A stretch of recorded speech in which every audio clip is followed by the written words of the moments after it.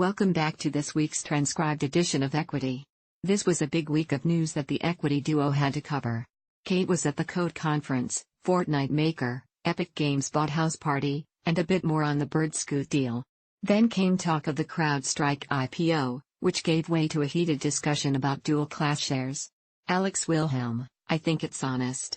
I think giving the public 1 vote per share, and giving yourself 10 so you retain greater than 50% of voting is a SOP. I think it's ridiculous. Just fly under your own flag. If you don't want to share any control, then don't. If you want to have a company with a functional governance, that adheres to historical norms for how this stuff works, then have votes. This 10 versus 1 thing is a fracking farce, because I can't swear on this show, so you can fill that in yourself. If you want to look at a historical example of a company that didn't have this setup, it was Amazon, which historically thinks far ahead, and has done fantastically well. It's public company growing from I believe, under 9-figure revenue. The idea you can't do it is trash. The idea that it always works is wrong. To me, it's dishonest.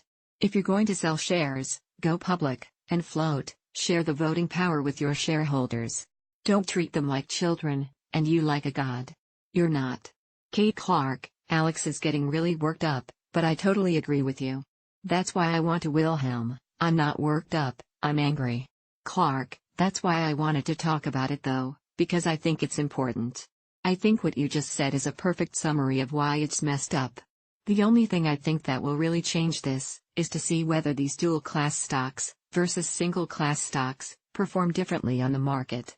As far as I know, they're not, which means that people don't care. Or, people don't know, I don't know. If a company isn't going to lose any money doing it, if they're not going to have any consequences whatsoever, they're not going to be up against any negative feedback from shareholders, then of course, they're going to keep doing it. Like I said, it's not really talked about very much. Want more extra crunch?